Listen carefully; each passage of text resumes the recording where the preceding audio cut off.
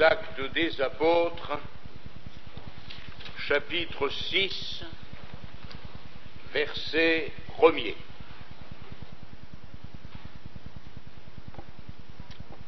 En ce temps-là, le nombre des disciples augmentant, les hellénistes, c'est-à-dire les Israélites qui étaient nés ou qui vivaient dans des territoires où l'on parlait le grec, les hellénistes murmurèrent contre les Hébreux, donc ceux qui étaient nés ou qui avaient vécu en Palestine, parce que leurs veuves étaient négligées dans la distribution qui se faisait chaque jour. Les 12 convoquèrent la multitude des disciples et dirent : il n'est pas convenable que nous délaissions la parole de Dieu pour servir aux tables. C'est pourquoi, frères, choisissez parmi vous 7 hommes de qui l'on rende un bon témoignage, qui soit plein d'Esprit Saint et de sagesse, et que nous chargerons de cet emploi. Et nous continuerons à nous appliquer à la prière et au service de la parole. Cette proposition plut à toute l'assemblée. Ils élurent Étienne, homme plein de foi et d'Esprit Saint, Philippe, Procore, Nicanor, Timon, Parménas et Nicolas, prosélyte d'Antioche. Ils les présentèrent aux apôtres qui, après avoir prié, leur imposèrent les mains. La parole de Dieu se répandait de plus en plus, le nombre des disciples augmentait beaucoup à Jérusalem, et une grande foule de sacrificateurs obéissait à la foi. Avant de faire une seconde lecture, remarquons que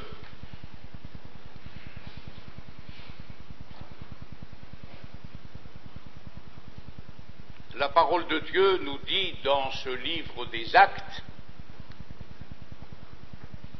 que la première persécution a eu lieu après le miracle accompli par Pierre et Jean à la belle porte du temple.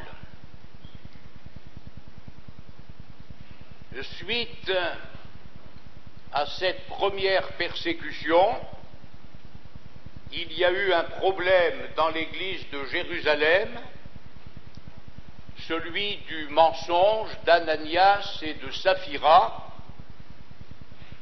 qui fut rapidement et sévèrement sanctionné par Dieu. Vient ensuite la deuxième persécution, qui ne parvient pas à arrêter la croissance de l'œuvre de Dieu. Et après cette deuxième persécution, nous avons à nouveau des troubles suscités dans l'église de Jérusalem à cause des distributions qui se faisaient chaque jour, puisque, comme nous l'avons lu, les hellénistes estimaient que leurs veuves étaient négligées dans ces distributions quotidiennes. Lorsque nous lisons l'histoire de l'Église, nous nous rendons compte que c'est ce qui s'est passé depuis bientôt 20 siècles, quand le diable n'attaque pas l'Église de l'extérieur, il l'attaque de l'intérieur. Et on note dans l'histoire de l'Église, hélas, que les attaques venant de l'intérieur sont quelquefois plus dommageables à l'œuvre de Dieu que les assauts de l'adversaire quand ils viennent de l'extérieur. Il s'agissait de murmures. Et vous me direz, que de murmures? Eh oui, il ne s'agissait que de murmures, ce qui a quand même conduit les apôtres à amener l'Église à l'élection des 7 premiers diacres, 7 premiers serviteurs qui s'occuperaient des distributions quotidiennes qui étaient faites aux veuves. Je vous invite à suivre une seconde lecture dans la première épître de Paul aux Corinthiens, chapitre 10. Première épître de Paul aux Corinthiens, chapitre 10, verset 1er.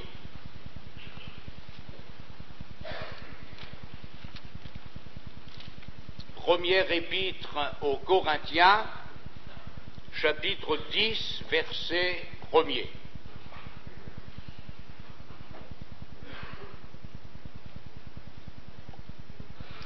Frères, je ne veux pas que vous ignoriez que nos pères ont tous été sous la nuée, qu'ils ont tous passé au travers de la mer, qu'ils ont tous été baptisés en Moïse dans la nuée et dans la mer, qu'ils ont tous mangé le même aliment spirituel et qu'ils ont tous bu le même breuvage spirituel, car ils buvaient à un rocher spirituel qui les suivait, et ce rocher était Christ. Mais la plupart d'entre eux ne furent point agréables à Dieu, puisqu'ils périrent dans le désert.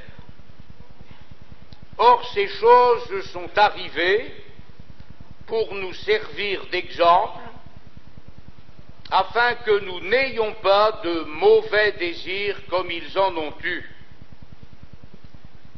Ne devenez point idolâtres, comme quelques-uns d'eux, selon qu'il est écrit, le peuple s'assit pour manger et pour boire, puis ils se levèrent pour se divertir. Ne nous livrons point à l'impudicité, comme quelques-uns d'eux s'y livrèrent, de sorte qu'il en tomba 23 000 en un seul jour. Ne tentons point le Seigneur comme le tentèrent quelques-uns d'eux, qui périrent par les serpents.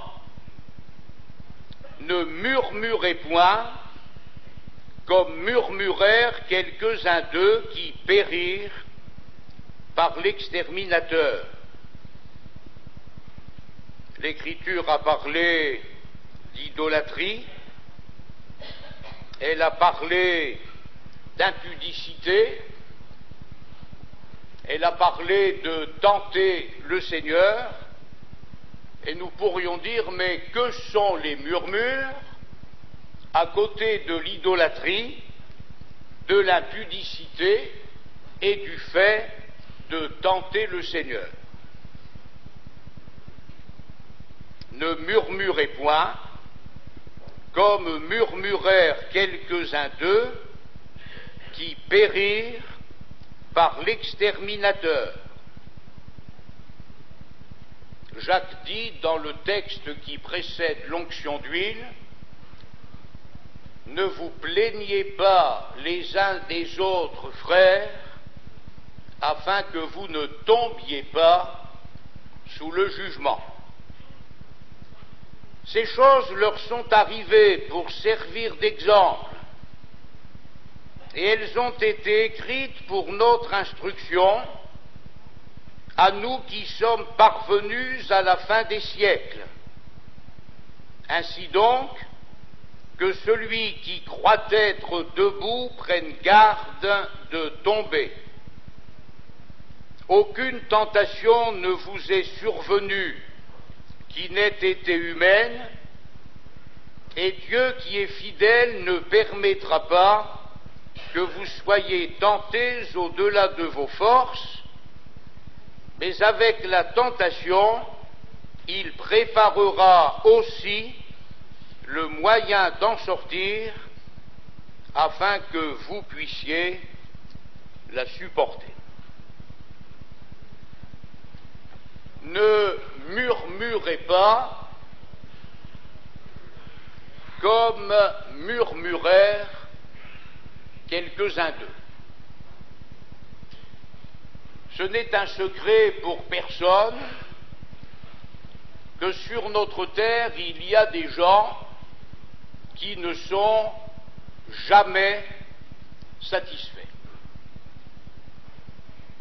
On dit de ces gens-là qu'ils sont toujours pour ce qui est contre, et qu'ils sont toujours contre ce qui est pour. Lorsque l'apôtre Paul rappelle aux Corinthiens les murmures du peuple d'Israël, on dénombre dans l'Ancien Testament 7 murmures du peuple d'Israël.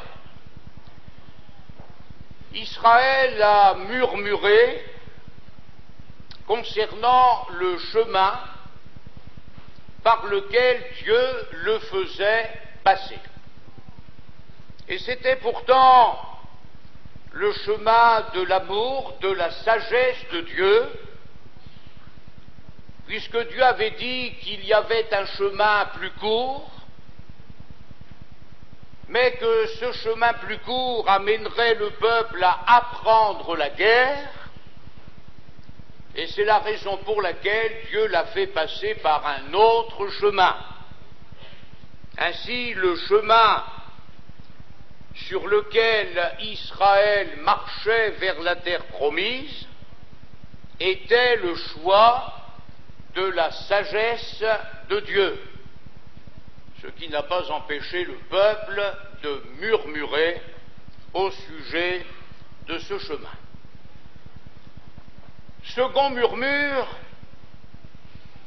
concerne la nourriture qu'Israël n'avait pas. Israël manquait de viande, et à un moment donné, le peuple s'est mis à murmurer parce qu'il n'avait pas de viande. Il est facile de murmurer pour ce que l'on n'a pas, compte tenu qu'on ne peut pas tout avoir. Le peuple a murmuré au sujet des géants qu'il y avait en Canaan, ce qui a privé Israël de son entrée dans ce pays. Dieu avait parlé de Canaan comme d'un pays où coule le lait et le miel, et Moïse a envoyé des espions voir comment les choses se présentaient avant de faire entrer le peuple dans le pays de Canaan. Et quand le peuple est revenu, 10 sur 12 des espions ont murmuré en disant « Nous y avons vu des fils d'Anak, ils ont des chars de fer, donc inutile d'essayer de nous emparer de Canaan. » Et là encore, le peuple a murmuré, ce qui a entraîné la mort de toute cette génération. 2 hommes seulement sont entrés en Canaan, Josué et Caleb. Et je comprends que des siècles après, l'Écriture prenne soin de nous dire « Ne murmurez pas, ne murmurez pas, ne vous plaignez pas les uns des autres, frères. » Le peuple a murmuré au sujet des jugements divins. Il y a eu des moments où Dieu a eu recours à ces jugements, tellement le peuple exagérait dans ses critiques et contre Dieu et contre Moïse. Et nous savons que lorsque Dieu a jugé à ce moment-là, bien des Israélites sont morts, et devant la mort des Israélites, le peuple a murmuré, et s'en prenant à Moïse, le peuple a dit « Vous faites mourir le peuple de l'Éternel ». Or, quand Dieu ne fait rien, on dit Dieu n'agit pas, on ne comprend pas que Dieu ne fasse rien, et quand Dieu fait quelque chose, il faut bien s'en prendre à quelqu'un. Donc on s'en prend à Moïse, à Aaron, et on leur dit « Vous faites mourir le peuple de l'Éternel ». Non. Le peuple est mort à cause de ses péchés, et non pas à cause de Moïse ni d'Aaron. Et puis on va trouver un cinquième murmure au sujet de la manne. J'ai parlé il y a un instant du murmure d'Israël à cause de la nourriture qu'ils n'avaient pas. Eh bien maintenant ils vont murmurer à cause de la nourriture qu'ils ont. Notre âme est dégoûtée, disent-ils, de la manne. Notre âme est dégoûtée de cette misérable nourriture. Nourriture que la Bible appelle quand même le pain des anges. Et vous savez, la Bible nous dit que tous les jours du malheureux sont mauvais. Et quand ça ne va pas dans notre cœur, rien ne va dans notre vie. Or, ils n'ont pas de viande, ils murmurent. Ils ont une nourriture des plus excellentes. Ils murmurent, leur âme est dégoûtée de cette misérable nourriture. Et avant le récit du serpent d'airain, on trouve les murmures d'Israël au sujet du désert. Le lieu dans lequel ils se trouvaient ne leur convenait pas. Ils auraient préféré rester en Égypte ou y mourir plutôt que de se trouver dans le désert. Et enfin, il fallait bien trouver un autre motif. Ils ont murmuré au sujet de la femme de Moïse. 7 murmures que l'on retrouve facilement dans la vie de l'être humain et qu'on retrouve parfois dans la vie de l'Église. Alors l'Écriture nous adresse une mise en garde: ne murmurez pas. Souvenez-vous de ceux qui ont murmuré et qui ont péri par l'exterminateur. Il est bien certain que si les apôtres n'étaient pas intervenus, le diable avait préparé un mauvais coup pour l'Église de Jérusalem à cause de ces distributions qui chaque jour se faisaient aux veuves de l'Église. Le nombre des disciples augmentait, ce qui n'était pas pour plaire à l'adversaire de nos âmes. La croissance de l'œuvre de Dieu ne l'a jamais réjoui, parce que autant il y a d'âmes qui acceptent Jésus comme leur sauveur, autant il y a d'âmes qui passent des ténèbres à la lumière de la puissance de Satan à celle de Dieu et de la mort à la vie. Donc le nombre des disciples augmente, et à ce moment-là, comme la persécution n'obtient pas de résultat, le diable va amener les hellénistes à murmurer contre les Hébreux. C'était un conflit interne entre frères et sœurs. Les Hébreux contre lesquels ils murmuraient n'étaient pas des inconvertis, mais des hommes et des femmes qui appartenaient à l'Église de Jésus-Christ, et la raison de ces murmures, c'est que leurs veuves étaient négligées dans les distributions qui se faisaient chaque jour. Mais il y avait certainement une solution meilleure que les murmures. La preuve, c'est qu'on a fini par la trouver. Mais au départ, au lieu de chercher une solution à l'amiable, fraternelle, on va s'abandonner aux murmures, ce qui est condamné par Dieu dans sa parole. Et la solution qui a été trouvée en fin de compte aurait pu être trouvée au départ, ce qui aurait évité un conflit entre les hellénistes et les Hébreux. Les 12 apôtres vont donc convoquer la multitude des disciples et ils vont dire à l'Église: il n'est pas convenable que nous délaissions la parole de Dieu pour servir aux tables. Les apôtres étaient bien conscients qu'ils ne pouvaient pas être partout à la fois. Ils auraient pu, eux, prendre la situation en main et s'occuper de ces distributions qui se faisaient chaque jour aux veuves. Mais les apôtres ont fait un choix et ils ont dit à l'Église: il n'est pas convenable que nous délaissions la parole de Dieu pour servir aux tables.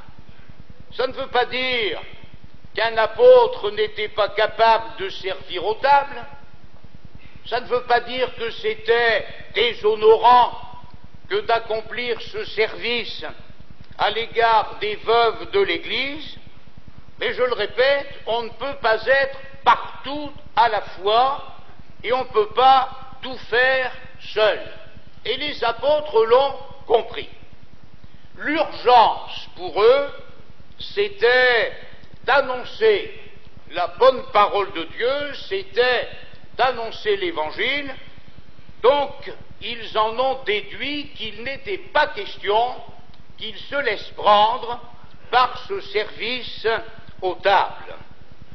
Ils vont donc, avec la grâce de Dieu, trouver une solution.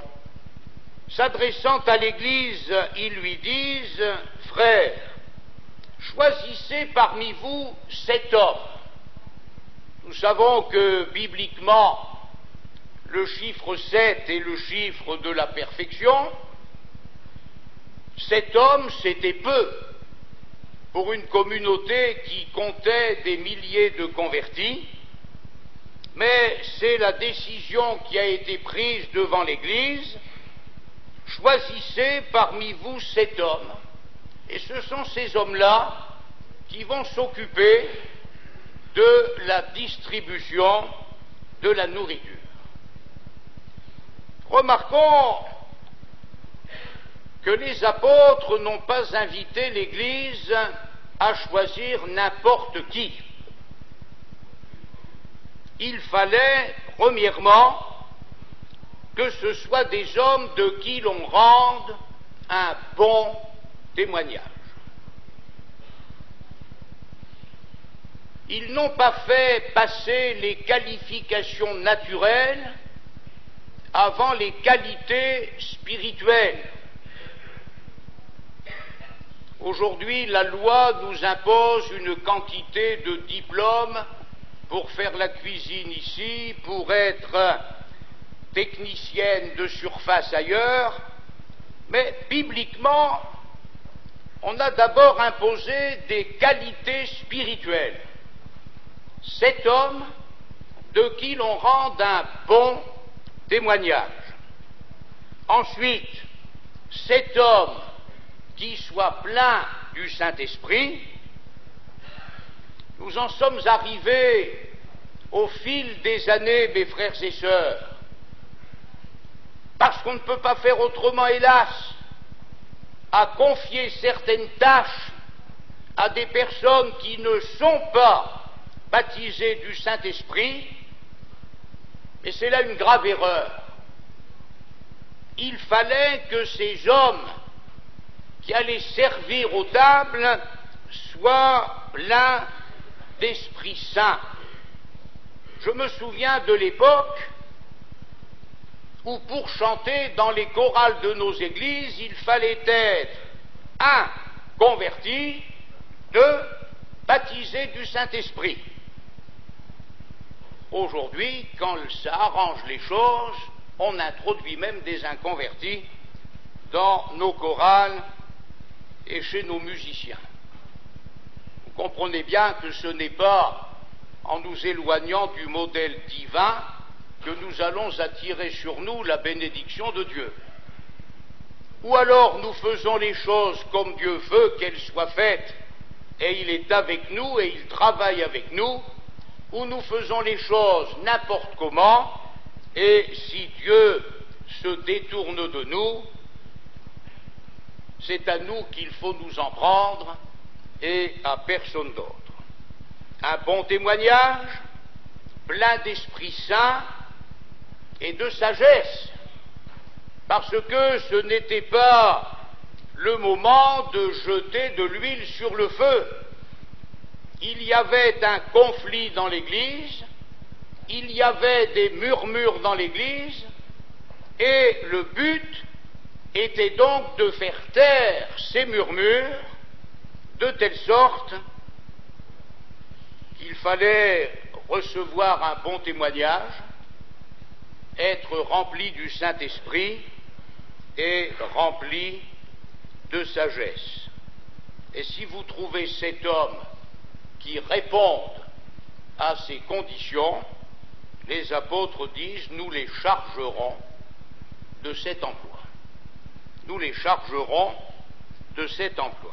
Et nous continuerons à nous appliquer à la prière et au service de la parole.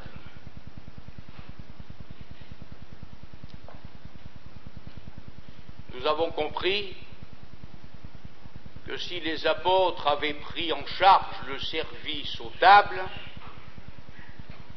c'eût été autant de temps qu'ils n'auraient pas passé dans la prière. Mais comme ils connaissaient, eux, l'importance de la prière, ils ont pris position. Choisissez cet homme, nous les chargerons de cet emploi et nous continuerons à nous appliquer à la prière et au service de la parole. Parce que si la prière est négligée à la tête de l'Église, vous comprenez bien qu'elle sera négligée par l'Église. Si les chrétiens ont le sentiment d'avoir des pasteurs qui ne prient pas ou qui prient peu, si les chrétiens ont le sentiment que la prière n'a aucune importance pour leur pasteur, elle n'aura aucune importance pour eux. De telle sorte qu'ils avaient non seulement besoin d'oxygéner leur être intérieur pour servir Dieu, mais ils avaient aussi besoin de donner l'exemple. Dans l'Église, chacun doit prier. si nous voulons que notre service soit efficace, il ne le sera pas si nous négligeons la prière. On a trouvé aujourd'hui une quantité de choses pour remplacer la prière. Mais on a aussi remplacé les résultats par les échecs. On a aussi remplacé la vie par la mort. À force de remplacer ce qui a été institué par Dieu avec ce que le monde veut nous imposer, nous comprenons bien que les choses ne peuvent pas aller dans le sens de la gloire de Dieu. Nous continuerons à nous appliquer. Nous n'allons pas le faire superficiellement. Nous n'allons pas le faire en 2 minutes pour dire aujourd'hui j'ai eu mes 2 minutes de prière. Mais nous allons nous appliquer à la prière et au service de la parole. Je le répète, ce qui était hautement nécessaire pour les apôtres l'est aussi pour l'Église de Jésus-Christ. Soit notre responsabilité dans l'Église du Seigneur, nous devons apprendre à nous appliquer à la prière. Dieu n'a pas besoin d'hommes et de femmes qui ne savent plus que faire de leur diplôme. Dieu a besoin d'hommes et de femmes de qui l'on rende un bon témoignage, qui soient pleins d'Esprit Saint et de sagesse. Telle que soit notre activité dans l'Église, elle doit toujours être précédée de la prière, accompagnée de la prière, suivie de la prière. Il n'y a pas d'autre secret pour que l'œuvre de Dieu s'accroisse. Il n'y a pas d'autre secret pour que les âmes soient sauvées, pour que les malades soient guéris, pour qu'il y ait des miracles et pour que les démons soient chassés. Et si nous voulons le résultat sans faire ce que Dieu demande, alors nous serons victimes de nos illusions, et quand nous arriverons devant le Seigneur, il pourra nous dire « Pourtant, tu le savais bien. Tu le savais bien, mais tu n'as tenu aucun compte de ce que j'ai pu te dire à un moment ou à un autre. » Cette proposition des apôtres va plaire à toute l'assemblée. Et ici je dis béni soit Dieu. Béni soit Dieu parce que le diable n'a pas réussi à faire ce qu'il voulait. Il voulait diviser l'Église, les hellénistes d'un côté, les Hébreux de l'autre, mais il n'y est pas parvenu. Béni soit le Seigneur. Cette proposition plut à toute l'assemblée. Et remarquez quelle sagesse va se manifester dans le choix de ces 7 hommes. Rappelons-nous que ce sont les hellénistes qui murmuraient parce que leurs veuves étaient négligées dans les distributions qui se faisaient chaque jour. Eh bien, l'Église va choisir 7 hellénistes. Les hellénistes se plaignaient des Hébreux. Pour ne pas compliquer les choses, on ne va pas choisir 7 hommes parmi les Hébreux, mais on va choisir 7 hommes parmi les hellénistes qui étaient ceux qui murmuraient contre les Hébreux.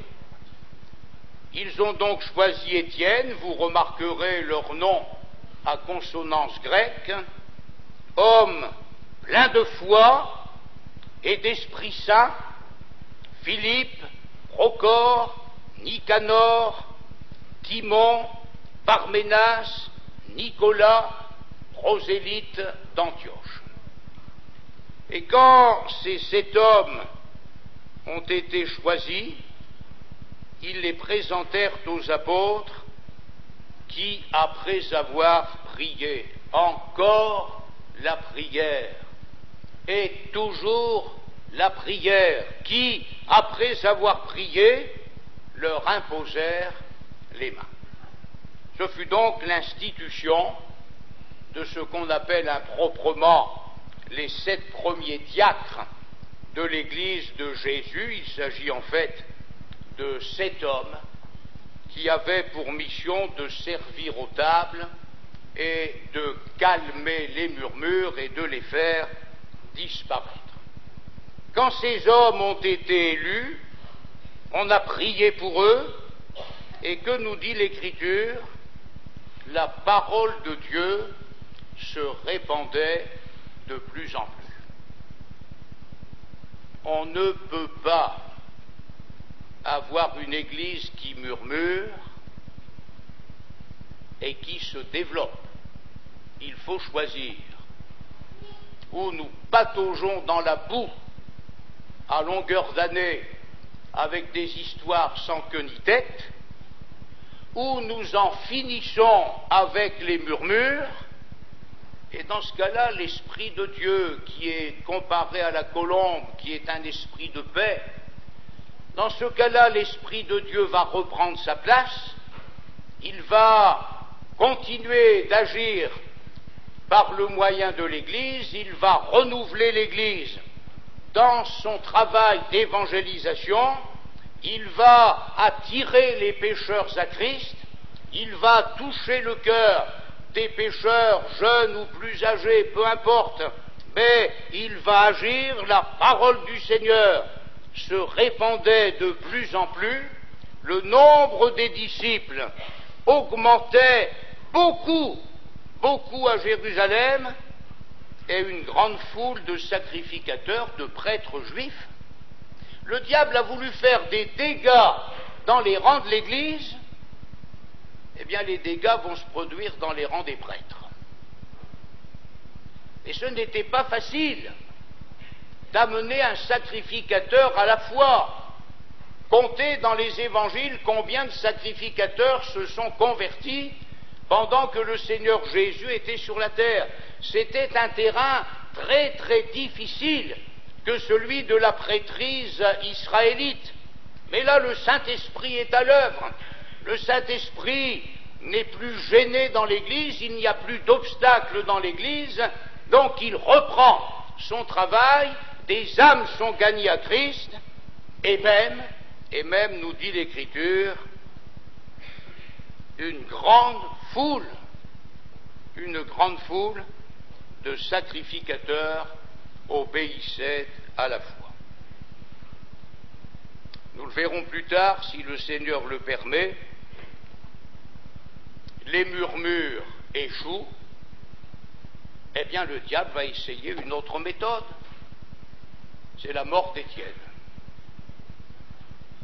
qui était l'un des 7 diacres de l'Église de Jérusalem. Et là encore, il sera un ennemi vaincu, parce qu'il a été vaincu à la croix du Calvaire. C'est qu'à la suite de la mort d'Étienne, il y aura la conversion de Saul de Tarse. Nous ne pouvons pas ignorer les difficultés, nous ne pouvons pas nous faire d'illusions et penser qu'il n'y aura jamais de difficultés, mais nous devons croire que notre Seigneur est plus que vainqueur. Ayons à cœur, mes frères et sœurs, qui que nous soyons, d'être pleins du Saint-Esprit, de sagesse et de foi, car l'Écriture nous dit, au sujet d'Étienne, que non seulement il avait l'Esprit Saint et la sagesse, mais que c'était aussi un homme plein de foi. Plein de foi, que ce soit vrai pour chacun d'entre nous, afin que le nom du Seigneur soit glorifié.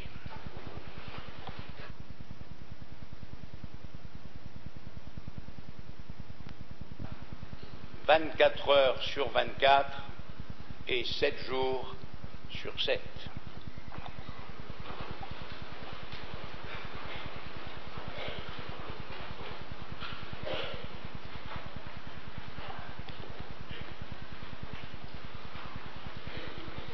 Viens dans mon cœur, viens dans mon cœur, viens